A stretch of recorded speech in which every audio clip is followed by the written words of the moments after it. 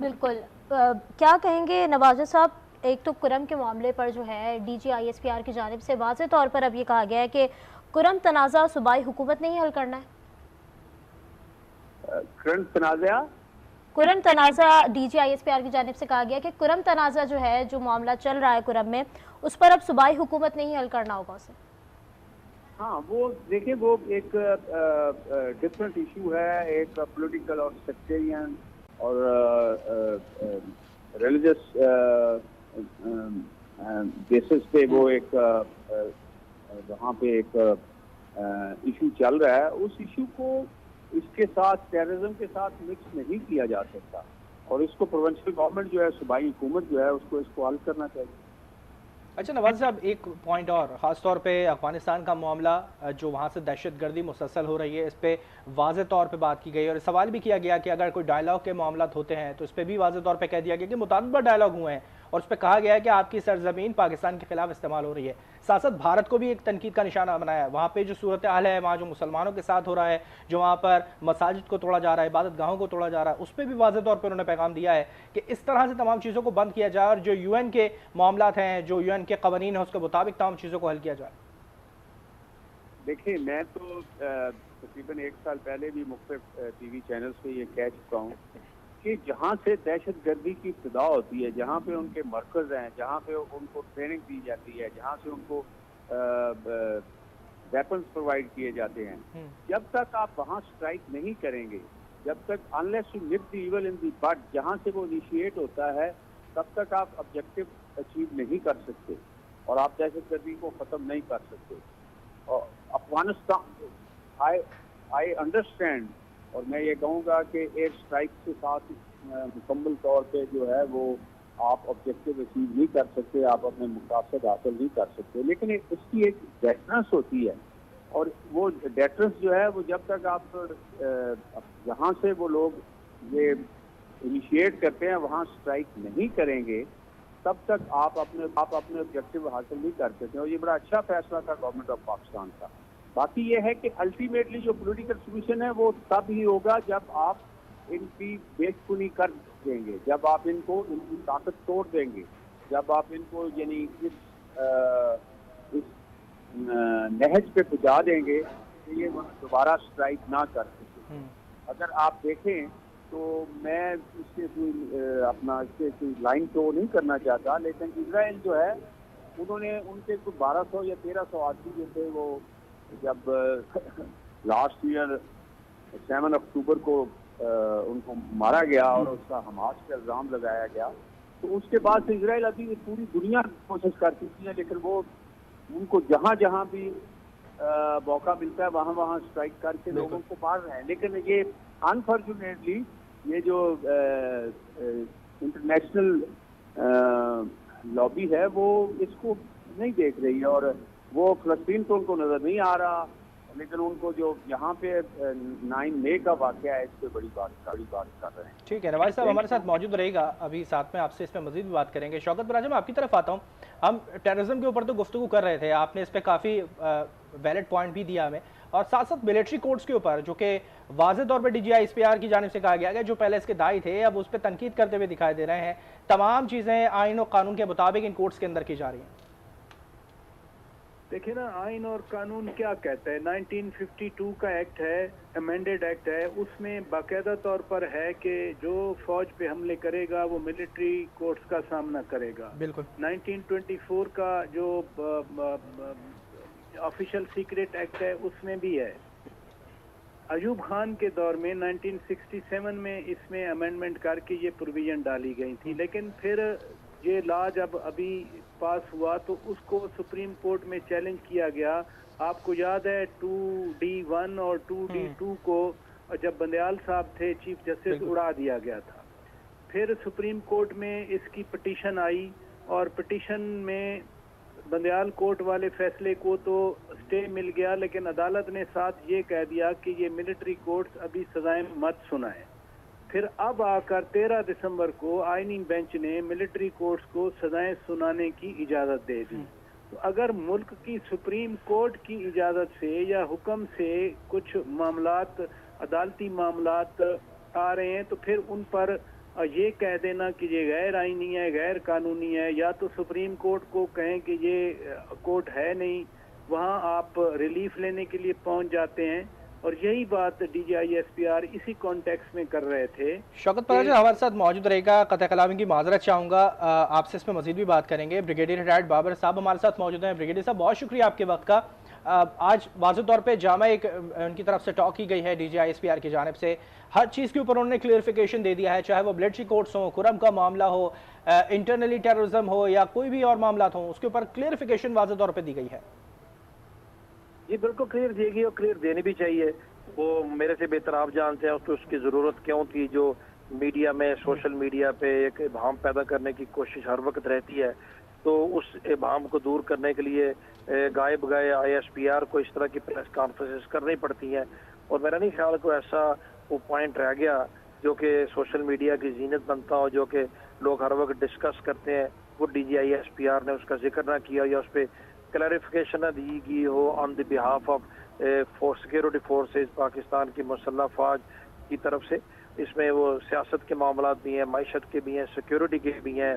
اور گورننس کے ایشوز بھی ہیں، ڈیولپمنٹ کے ایشوز بھی ہیں، انٹرنیشنل ریلیشن کے ایشوز بھی ہیں. تمام ایشوز کے اوپر انہوں نے بھرپور طریقے سے اپنا موقف پیش کیا ہے، اپنی رائے دی ہے. اور میرا خیال ہے کہ اس کے بعد ویسے تو ابہام نہیں رہنا چاہیے، بٹ اگر پھر بھی کچھ لوگ جان بوجھ کے اس ابہام میں مبتلا رہنا چاہتے ہیں تو وہ ان کی اپنی مرضی ہے. D G I S P R نے ہر چیز بہت کلیئرلی بیان کر دی ہے، اور انہوں نے ساتھ ثبوت بھی دیے ہیں، اور ساتھ کلیریفیکیشن بھی دی ہے، ساتھ لاجک بھی دی ہے، اور لاجک اور ریزننگ کے ساتھ انہوں نے بیان کرنے کی کوشش کی ہے. ہر ذی شعور پاکستانی یہ سمجھتا ہے، اور اس کو تو ان چیزوں کی سمجھ ہے، بٹ کچھ ایسے لوگ ہیں جو خود سمجھنا چاہتے نہیں ہیں، اور وہ چاہتے ہیں کہ لوگ بھی ابہام اور کنفیوژن کے شکار رہے. وہ ان پہ کوشچنز اٹھاتے ہیں، وہ ان کو آپ بھی جانتے ہیں، ہم بھی جانتے ہیں. بابر صاحب، جیسے 9 مئی کے واقعات پر جو سزائیں سنائی گئی ہیں مجرمان کو، اس کے خلاف جو ہے ہم دیکھتے ہیں دہشت گرد عوامل جو ہیں وہ یہ پروپیگنڈا بھی بنا رہے ہیں کہ جو ہے وہ زیادتی کی گئی ہے اور یہ ساری چیزیں. لیکن آج D G I S P R کی جانب سے واضح طور پر دوبارہ یہ کہا گیا ہے کہ ان کو جو ہے قانونی طور پر تمام حقوق حاصل ہیں، اپیل کا حق بھی حاصل ہے. جی دیکھیں، ان کو قانونی تمام سہولتیں حاصل ہیں، یہ وہ بھی جانتے ہیں، یہ سب لوگ جانتے ہیں، یہ ہر پاکستانی جانتا ہے کہ ملٹری کورٹس کی جو لوگ سزائیں پاتے ہیں وہ سزائیں حرف آخر نہیں ہوتی. اور ملٹری کورٹس یہ بھی سب جانتے ہیں کہ فرسٹ ٹائم کام نہیں کر رہی، اور یہ بھی سب جانتے ہیں کہ یہ آئین اور قانون کے مطابق ہے. پہلے بھی لوگوں کو سزائیں ملتی رہی ہیں، اور لوگ یہ بھی جانتے ہیں کہ ملٹری کورٹس میں پہلے بھی نان ملٹری پرسنز کے اگزیشن ہوتے رہتے ہیں، کیونکہ تمام وہ قوانین جو کہ آفیشل سیکرٹ ایکٹ کے زمرے میں آتے ہیں ان کا ٹرائل بہرحال انہی عدالتوں کے ذریعے پہلے بھی ہوتا رہے، آئندہ بھی ہوتا رہے گا. اور ان لوگوں کو اپیل کا حق بھی حاصل ہے، ان کو تمام وہ فورمز اویلیبل ہیں، بلکہ ان کو عام لوگوں کے نسبت ایک ایڈیشنل فورم اویلیبل ہے. Chief of the army staff کو یہ اپیل بھی کر سکتے ہیں، ہائی کورٹ بھی ہے، سپریم کورٹ بھی ہے. ابھی یہ لوگ ملٹری کسٹڈی سے نکل کے جیلوں میں شفٹ ہو گئے ہیں، جب جیلوں میں شفٹ ہوئے ہیں تو پھر ان کے پاس اپیل کا پروسیس شروع کرنے کا موقع ہے. تو یہ پتہ ہے ان کو بھی اس چیز کے جانتے ہیں، وہ جان بوجھ کے کنفیوژن کریٹ کرنا، اس کو ہیومن رائٹس کے ساتھ جوڑنا، یہ صرف اور صرف لوگوں کے ذہنوں میں، جیسے میں نے پہلے کہا، ایک ویسٹڈ انٹرسٹ کے تحت ابہام پیدا کرنے کی کوشش ہوتی ہے، اور وہ ابہام دور کرنے کے لیے. بابر صاحب، میں آگے بڑھنے سے پہلے اسی پہ یہ سوال کرنا چاہوں گا، ان تمام چیزوں کو روکنے کے لیے حل کیا نظر آتا ہے آپ کو؟ چاہے وہ سوشل میڈیا سے پروپیگنڈا ہو، چاہے وہ زبانی کلامی پروپیگنڈا کیا جا رہا ہو، ایک کان سے دوسرے کان بات پھیلائی جا رہی ہو، روکنے کا کیا حل آپ اس پہ سمجھتے ہیں؟ دو طریقے ہیں، ایک تو قانونی طریقہ ہے، بٹ سب سے افیکٹو طریقہ یہ ہے کہ مسلسل engagement with the youth and society. وہ مسلسل انگیجمنٹ ایک جوابی بیانیے کے طور پہ، کاؤنٹر نیریٹو کے طور پہ آپ سوشل میڈیا کے ذریعے، الیکٹرانک میڈیا کے ذریعے مسلسل، جسے D G I S P R نے کیا ہے. لیکن ظاہر ہے فوج ہر وقت اس طرح کی پریس کانفرنسز نہیں کر سکتی، یہ گورنمنٹ بھی کرتی رہتی ہے. بہرحال یہ سب کو مل کے یہ کام کرنا ہے، جتنے بھی فنکشنریز آف دی اسٹیٹ ہیں، جتنے بھی ایک sensible elements in the civil society ہیں، سب کو مل کے یہ کام کرنا چاہیے. بیکاز ایک ہی سائڈ سے جب جھوٹ بولا جاتا رہے گا تو لوگ پھر نہ چاہتے ہوئے بھی ایک سیگمنٹ آف سوسائٹی اس پہ یقین کر لیتی ہے. اس کو توڑنے کا سب سے افیکٹو طریقہ یہ ہے کہ ہر وقت لوگوں کو بتاتے رہیں تاکہ جھوٹ کا پھر کاؤنٹر بھی اسی طریقے سے کیا جا سکتا ہے. یہ نہیں کیا جا سکتا کہ کوئی مہینہ جھوٹ بولتا رہے، اس کے جواب میں آپ ایک دن سچ بتا کے پھر 15-20 دن چپ کر دیں، اس طریقے سے نہیں ہوگا. مسلسل انگیجمنٹ سب سے بیسٹ اس کا طریقہ ہے. बिल्कुल। बाबर साहब, कुरम के मामले पर अगर बात करें, कुरम का जो मामला है वो आज DGISPR की जानिब से भी ये कहा गया है कि सूबाई हुकूमत ने इस मामले को अब देखना है। सूबाई हुकूमत हरकत में क्यों नहीं आ रही है? सूबाई हुकूमत अपना काम क्यों नहीं करती? सूबाई हुकूमत से पूछना चाहिए। उस सूबाई हुकूमत को वफाक के ऊपर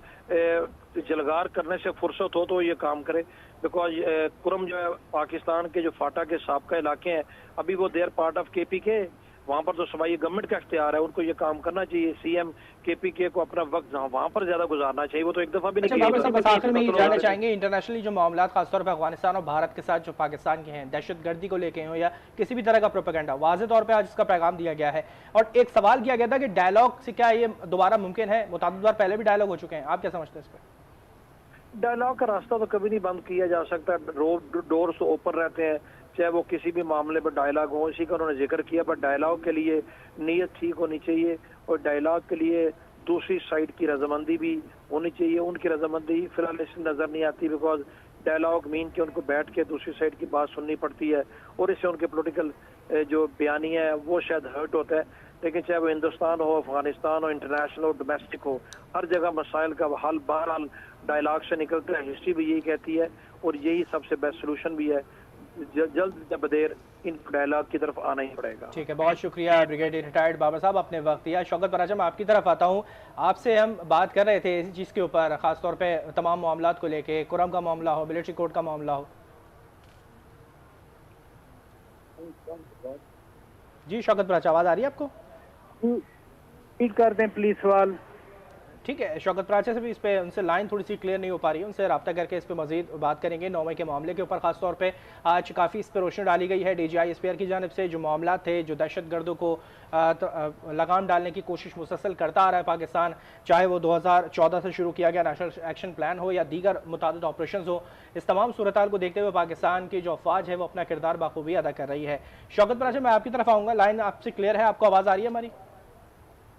आपकी जी, हम यही गुफ्तगू कर रहे थे खासतौर पे मिलिट्री कोर्ट्स को लेके, जो काफ़ी अभाम और इस पे मामलात को खड़ा किया जा रहा है, प्रोपेगेंडे को खड़ा किया जा रहा है मिलिट्री कोर्ट्स को लेके, खासतौर पे तमाम आईन कानून को मद्देनजर रखते हुए इसमें फैसले किए जा रहे हैं। वाज़ेह तौर पे पैगाम दिया गया है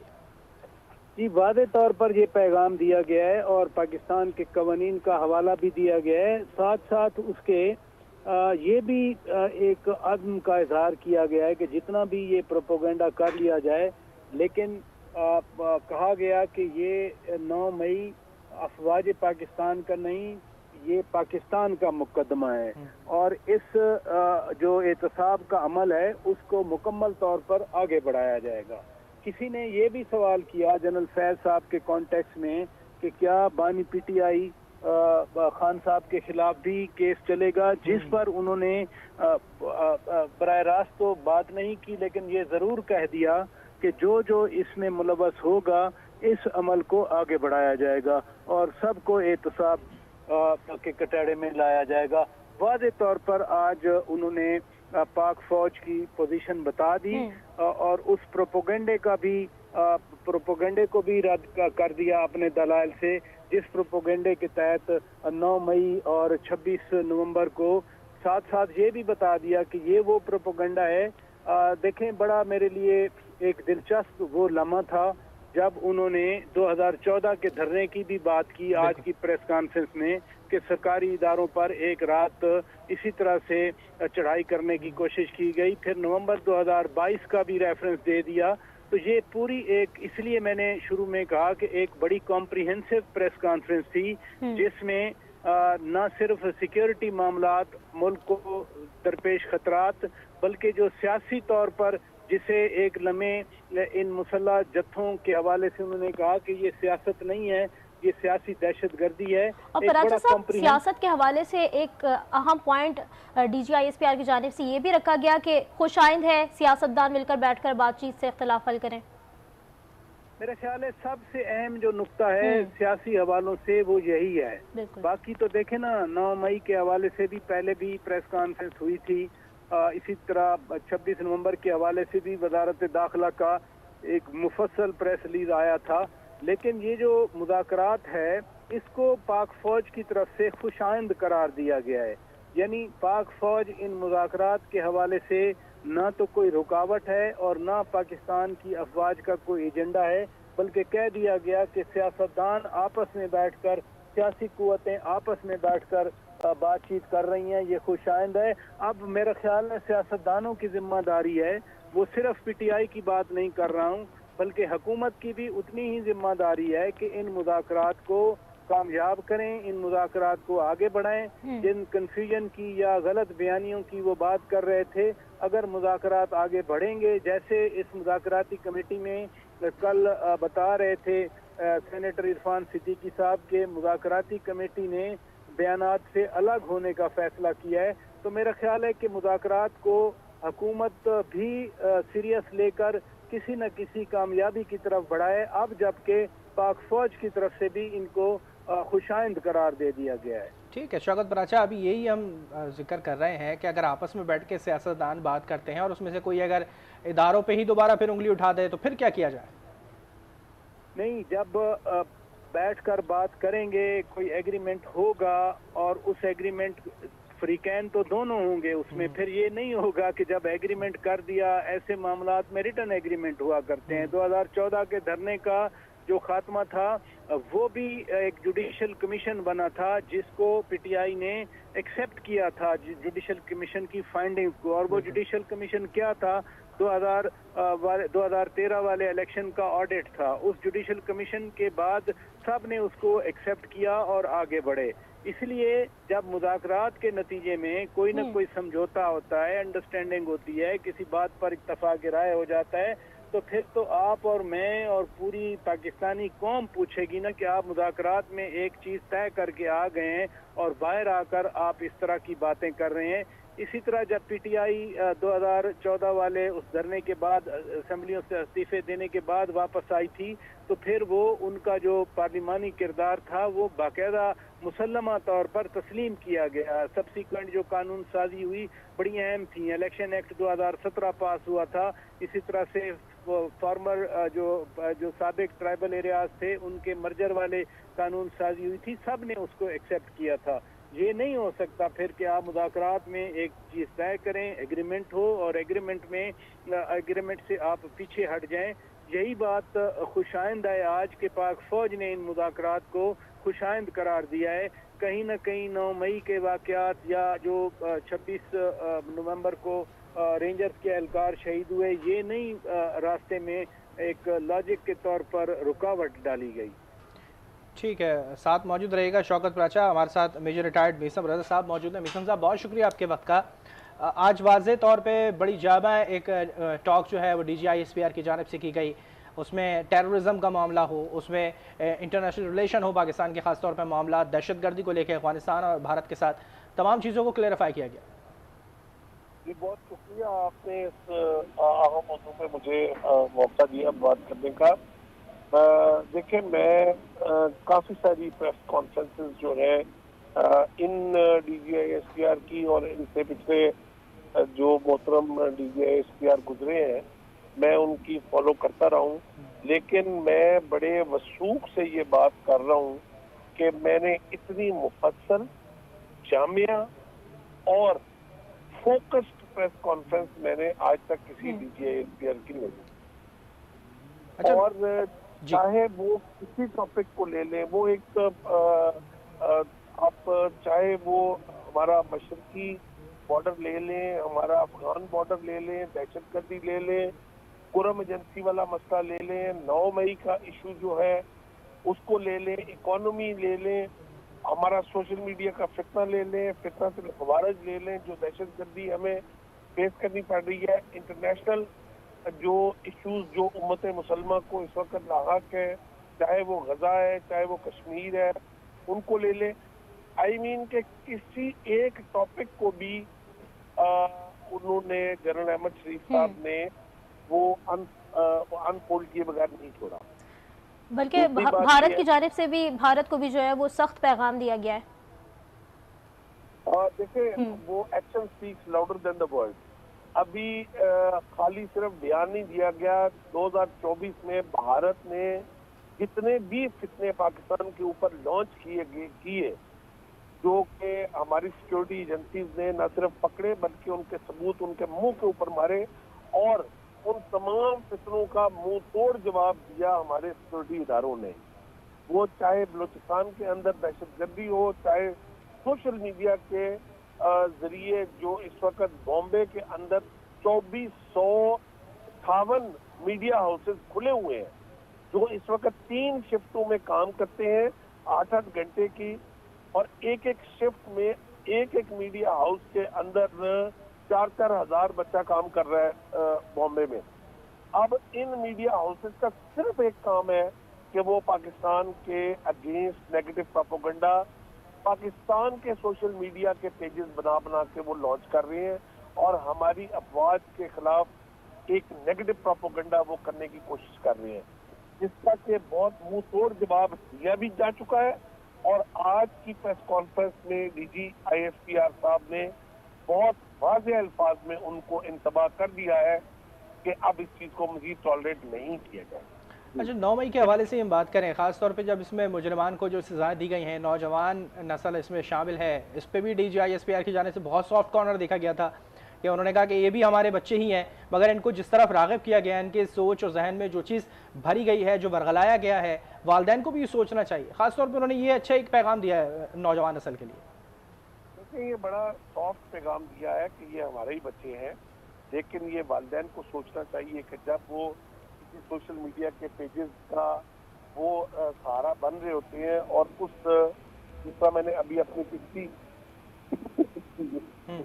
अपनी पिछली बात में कहा कि इंडिया के अंदर जो बॉम्बे में उनके जो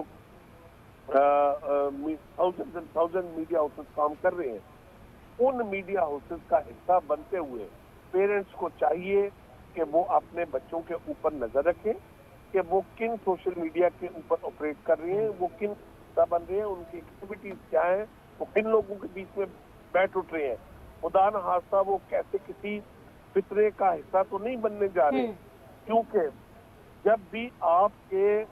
जिस्म का किसी हिस्से में कैंसर हो जाता है तो उस जिस्म के हिस्से को काटना आपकी मजबूरी बन जाता है। तो आपने अपने उस हिस्से को कैंसर होने से पहले ही बचाना होता है। जी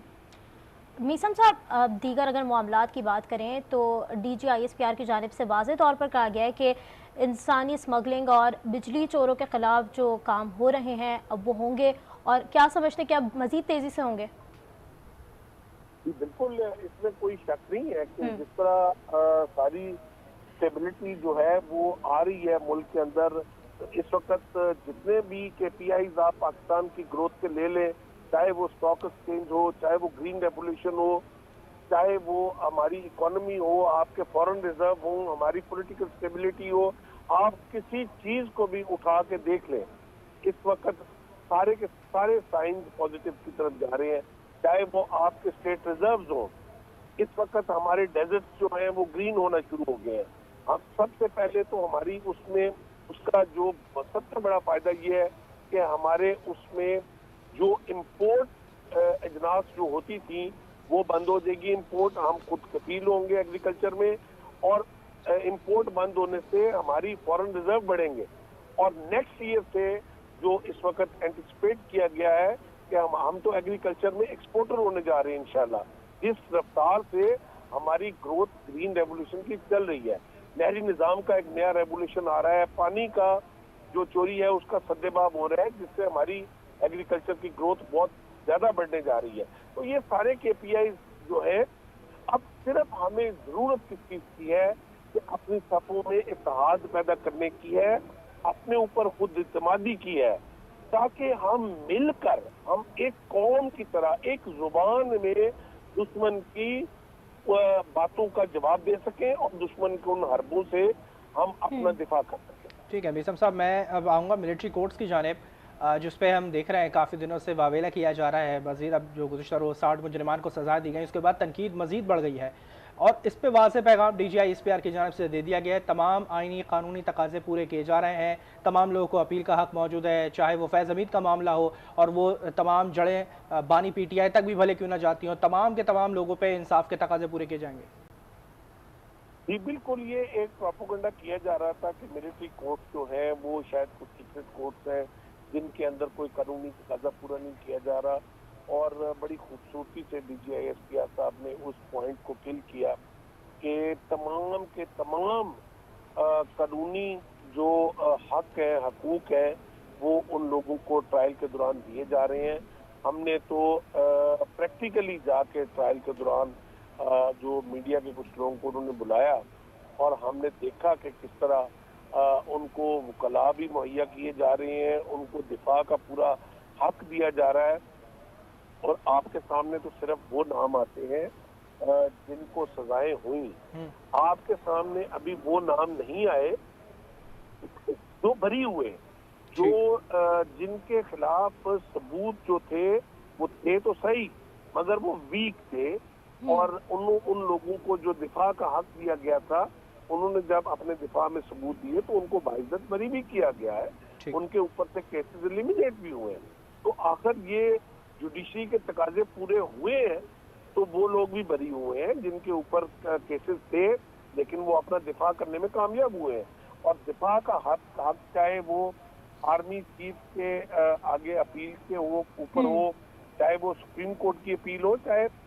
جو پریزیڈنشل پارڈن ہوتا ہے اس میں اپیل، یہ تمام قانونی تقاضے جو ہیں یہ پورے کیے جا رہے ہیں سارے پروسیس۔ میثم صاحب، D G I S P R کی جانب سے ایک اہم پوائنٹ یہ بھی رکھا گیا کہ کوئی بھی افسر سیاست کو ریاست پر مقدم رکھے گا تو کارروائی ایکول ہوگی۔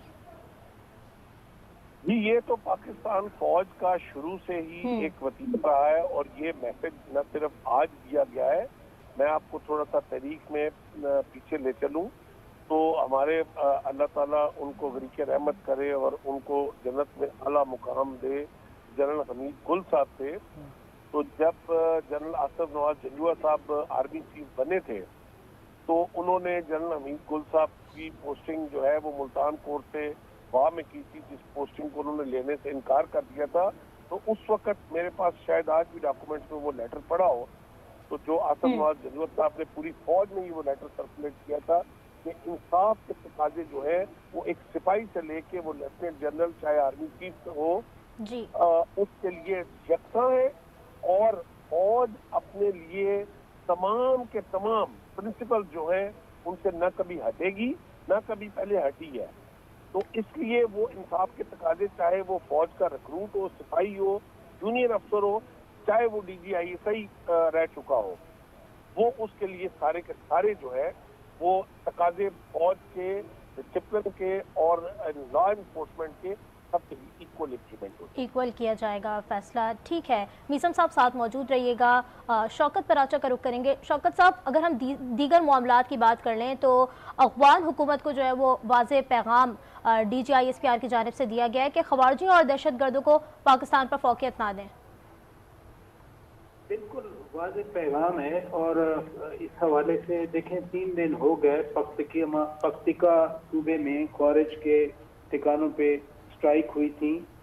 کل پرسوں بھی ہم سرکاری طور پر یہ انتظار کرتے رہے کہ اس کے بارے میں کوئی خبر آج نہیں آئی، لیکن آج چونکہ ایک سوال کیا گیا پریس کانفرنس میں تو اس لیے اس